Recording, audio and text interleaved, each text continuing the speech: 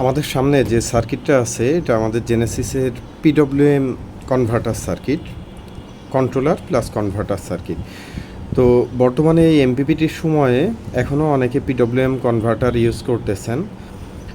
আমি অনুরোধ করব যাদের প্যানেল 24 ভোল্ট এবং ব্যাটারি 12 ভোল্ট সিস্টেম, তারা অবশ্যই এমপিপিটি কনভার্টার ইউজ করবেন বা কেনার সময় বিক্রির সময় উভয় ক্ষেত্রে আমি কাস্টমারদের এবং বিক্রেতাদের বিশেষভাবে অনুরোধ করব। 24 ভোল্ট প্যানেল হলে এবং 12 ভোল্ট ব্যাটারি হলে অবশ্যই পিডব্লিউএম কনভার্টার ইউজ করা উচিত না। এতে করে আপনার বড় একটা এফিসিয়েন্সি থেকে আপনারা বঞ্চিত হবেন। তো এখন আমাদের দেশে অনেকেরই আছে 12 ভোল্ট সিস্টেমের অল্প প্যানেল, যেমন ছোট বড় প্যানেল মিক্সিং করা, যারা এমপিপিটিতে যেতে পারছেন না এই মুহূর্তে, আপনারা এই ধরনের পিডব্লিউএম কনভার্টার ইউজ করতে পারেন। হতে পারে 500-700 ওয়াটের মধ্যে 12 ভোল্ট প্যানেল, 12 ভোল্ট ব্যাটারি, অথবা 24 ভোল্ট প্যানেল 24 ভোল্ট ব্যাটারি যদি হয় সেক্ষেত্রেও পিডব্লিউএম কনভার্টার থেকে মোটামুটি ভালো একটা এফিসিয়েন্সি পাওয়া যেতে পারে। এখন মার্কেটে প্রচলিত পিডব্লিউএম কনভার্টার থেকে এটা অবশ্যই কিছুটা আমার মতে বিশেষ ভালো ফাংশন আপনারা পাবেন। আমি আপনাদেরকে সেটিংসটা দেখিয়ে দিব এবং কানেকশন। তো এখানে হচ্ছে আমাদের যে এলসিডির লাইন 6-6-12 তারের, এটা দেখতেই পাচ্ছেন, এটা কিবোর্ডের লাইন। আপনারা চাইলে যদি বক্সে এই ধরনের কিবোর্ড ইউজ না করা যায়, শুধু এলসিডি ডিসপ্লে ইউজ করেন, সেই ক্ষেত্রে সেটিং করে আপনারা কিবোর্ডের লাইনটা খুলে ফেলতে পারেন। তবে সেটিং কিবোর্ডটা থাকলে কাস্টমাররা অবশ্যই ভালো সুবিধা পাবেন। এখানে যেটা আছে, এখানে লেখাই আছে B minus, B plus, P plus, P minus, অর্থাৎ মধ্যের দুইটা ব্যাটারি প্লাস এবং প্যানেল প্লাস। এই সাইডে প্যানেল মাইনাস, এই সাইডে ব্যাটারি মাইনাস।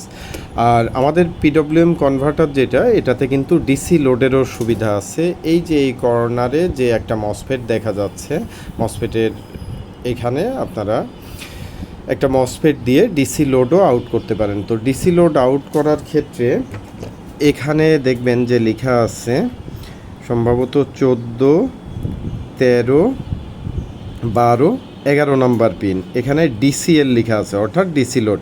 যদি ডিসি লোড ইউজ করেন সেই ক্ষেত্রে এখান থেকে একটা তার, এই যে এখানেও ডিসিএল লেখা আছে, ক্যামেরাতে হয়তো ভালো মতো বুঝতে পারবেন না, এখান থেকে এখানে একটা তার নিচ দিয়ে বা উপর দিয়ে মসফেটের গেটের সাথে পিনে সরাসরি দিতে পারেন। অবশ্য গেটের সাথে দেওয়ার জন্য একটা 100 ওহমস রেজিস্টর দিয়ে দিলে ভালো হয়। আচ্ছা, এরপরে আপনার এখানে আমাদের আরেকটা পিন আছে, এই ডিসিএল এখানে লেখা আছে, এর পাশে দেখবেন যে লেখা আছে ডিএসপি, অর্থাৎ এই যে লাল চিহ্ন দেওয়া পিন, এখানে আমি একটা এলইডি বসিয়ে রাখছি, এটা হচ্ছে ডিএসপি পিন। অর্থাৎ ডিএসপি আইপিএসে আপনারা জানেন 2 স্টেপ বা 4 স্টেপের, 4 স্টেপে হচ্ছে 14 নম্বর পিনের সাথে এই পিনটা সরাসরি কানেকশন দিতে পারবেন।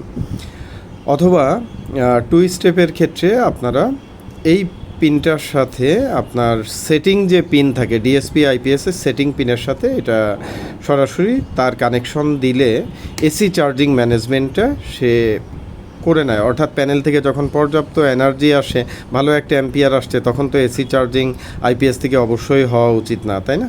তো ওই ধরনের আরও কিছু বিষয় আছে, যখন প্রয়োজন হবে তখনই এই পিন থেকে ডিএসপি আইপিএসে এসি চার্জিংয়ের কমান্ডিং দিবে। আদারওয়াইজ এখান থেকে সে ডিএসপি আইপিএসের এসি চার্জিং বন্ধ রাখবে। শুধু ডিএসপি আইপিএস তা না, যে কোনো আইপিএসের ক্ষেত্রে আপনি এটা একটা রিলে এটা দিয়ে ড্রাইভ করতে পারেন। হ্যাঁ, এখানে পিন হাই লো হয়, তো সেই হাই লোড সিগন্যালটা এটা অবশ্যই আপনাদেরকে বুদ্ধি খাটিয়ে করতে হবে। অন্যান্য আইপিএসে কীভাবে করবেন, যেমন এমওসি 3021 যে মসফেট ড্রাইভারটা, এই এসসিআর ড্রাইভারটা আছে, ওইখানে কিন্তু এখান থেকে একটা রেজিস্টর দিয়ে 330 বা 470 ওহমস বা 220 ওহমস একটা রেজিস্টর দিয়ে ওখানে সিগন্যালটা ডাউন করে দেওয়া যাইতে পারে এমওসি 3021-এর যে পিনটাতে পিডব্লিউএম ইনপুটের সিগন্যালটা ঢুকে। আশা করি আপনারা অনেক দক্ষ অভিজ্ঞ টেকনিশিয়ান। এই জায়গায় যে পিনটা হাই বা লো হয়, এখানে উল্টা, মানে যখন চার্জিং সে অন করবে তখন এই পিনটা হাই থাকে, আর যখন চার্জিংটা অফ করতে চাই তখন এই পিনটা লো থাকে। তো এই জিনিসটা আপনারা বুদ্ধি খাটিয়ে হাই বা লো হয় রিলে ড্রাইভ করে, যে অন্যান্য আইপিএস মডেলের ক্ষেত্রে ডিএসপি আইপিএস হলে তো সরাসরি 4 স্টেপে 14 নম্বর পিন, 2 স্টেপে সেটিং পিনের সাথে কানেকশন করে ডিএসপি আইপিএসের সেটিং যে প্যারামিটারস আছে ওখান থেকে সোলার সুইচটা অন করে দিতে হয়। তো এই ছিল মোটামুটি এটার হচ্ছে কানেকশন বলা হলো। এখন আমি আপনাদের এটার সেটিংটা দেখিয়ে দিব। পাওয়ারটা অন করার পরে এখানে সেটিংসে ঢুকতে গেলে এই দুইটা বাটন একসাথে চাপ দিতে হবে। চাপ দিলে সেটআপে চলে যাবে। এখান থেকে আপনি ব্যাক বাটন এই দুইটা চাপ দিলে এখানে 4 নাম্বার সেটিং থেকে 1 নাম্বার সেটিংসে আসবে। প্রথমে ব্যাটারি ভোল্টেজ অ্যাডজাস্ট করার কথা বলা হচ্ছে। আমি দেখতে পাচ্ছি আমার ব্যাটারি আছে 11, 9, 12। ব্যাটারি ভোল্টেজ আপনারা অ্যাডজাস্ট করবেন। এরপরে হচ্ছে অ্যাডজাস্ট অ্যাম্পিয়ার। এই অবস্থায় আপনারা ক্লিপার মিটারটা ধরবেন, ব্যাটারির লাইনে কত অ্যাম্পিয়ার যাচ্ছে সেই অনুযায়ী এখানে সেট করবেন। তো আমি দেখতে পাচ্ছি অ্যাম্পিয়ারটা আমার মোটামুটি অ্যাডজাস্ট করাই আছে। কমানো বাড়ানো লাগলে এখান থেকে আপনারা আপ ডাউনের মাধ্যমে অ্যাম্পিয়ার অ্যাডজাস্ট করবেন। 3 নাম্বার হচ্ছে ম্যাক্সিমাম অ্যাম্পিয়ার। এটা যেহেতু একটা 50 অ্যাম্পিয়ারের কন্ট্রোলার সার্কিট, আমি এখান থেকে মোটামুটি 45-46 অ্যাম্পিয়ার পারমিশন দিলাম। এর বেশি অ্যাম্পিয়ার যাতে পাস না হয়। এটা হচ্ছে সোলার ভোল্টেজ। এই অবস্থায় আপনার একটা সোলার প্যানেল বা এখানে পাওয়ার সাপ্লাইও ইনপুটে লাগাতে পারেন। সোলার প্যানেল বা পাওয়ার সাপ্লাই লাগায় যে ভোল্টেজটা থাকবে প্যানেলে তার থেকে 1 থেকে 2 ভোল্টেজ এখানে কম শো করাবেন। ঠিক আছে, দেন আমি সোলার ভোল্টেজটা অ্যাডজাস্ট করার পরে এটা হচ্ছে হাইব্রিড লো ভোল্টেজ। আপনারা জানেন যে ব্যাটারি যার নিচে আসলে আবার এসি মেন লাইনে সোলার ব্যাকআপ থেকে এসি ব্যাকআপে আবার ফিরে যাবে।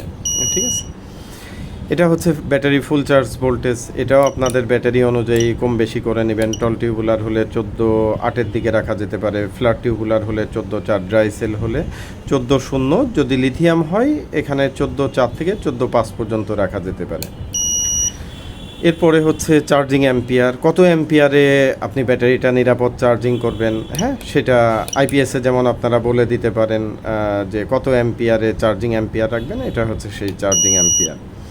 এরপরে হচ্ছে এটা আবার দুইটাভাবে ইউজ করা যায়। আমাদের এই সার্কিটটা কন্ট্রোলার হিসাবে ইউজ করা যায়, কনভার্টার হিসাবে ইউজ করা যায়। অনেকে আছেন শুধু সোলার কন্ট্রোলার হিসাবে সার্কিটটা ইউজ করতে চান, তারা এখান থেকে কন্ট্রোলার মোড সিলেক্ট করবেন। আর যারা এটা হচ্ছে আইপিএসের সাথে ব্যবহার করে সোলার আইপিএস তৈরি করবেন, তারা এটা কনভার্টার মোড হিসাবে এটা ইউজ করতে পারেন। তো এই ছিল মোটামুটি সেটিংস এবং ডিটেইলস কানেকশন। দেখেন, আমি একেবারে আপনাদের সামনাসামনি থাকলে যেভাবে আপনাদেরকে জিনিসটা বোঝাইতাম আমি ঠিক সেভাবে ভিডিওতে আপনাদেরকে ডিটেইলস বলছি। এরপরেও অনেকে আছেন আমাদেরকে শুধু ফোনে বিরক্ত করে সময় নষ্ট করেন। দয়া করে সময় নষ্ট করবেন না। নিতান্তই আপনি চেষ্টা করে যদি কোথাও আটকে যান সেই ক্ষেত্রে আমাদেরকে ফোন দিবেন। আদারওয়াইজ আমি আমাদের ফোন নাম্বারটা এবং অফিসের অ্যাড্রেসটাও আপনাদের শো করে দিচ্ছি। আশা করি পরিষ্কার বোঝা যাচ্ছে। আমাদের এই 2টা নাম্বার এবং আমাদের অফিসের অ্যাড্রেস আছে। সকাল 11টা থেকে রাত 8টা পর্যন্ত সময়ের মধ্যে আমাদেরকে ফোনে পাবেন ইনশাল্লাহ। ধন্যবাদ। আসসালামু আলাইকুম।